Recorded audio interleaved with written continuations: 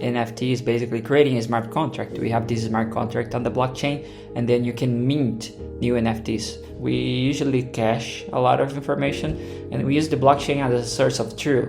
So we have the blockchain with all the security, user immutability, and this source of truth, which should guarantee that the data is there and will not change.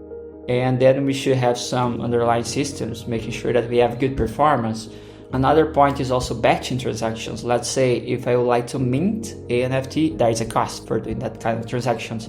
Even for smart contracts, you can have a smart contract system, your NFT, your IoT sensors, real product, and some kind of AI orchestrating your supply chain process that can now manage that link and update those NFTs accordingly with the real world. We use cryptographic hashing and the private key infrastructure on any blockchain system. For interoperability, we can use bridges. We should be able to bridge a token from Ethereum to Polygon, and I should be able to do that without any problems. Burning NFT is basically not removing that NFT, but marking it as burned. So usually we are going to burn, let's say if a product is retired or recalled from a supply chain, so that's a very common scenario. So if we have an actual product, a physical product, I need to mint an NFT and create a link between the physical and digital. Since blockchains are public, if I push any kind of private information or proprietary information to the NFT, that's not good. So one thing that can be used is zero knowledge proof. So instead of actually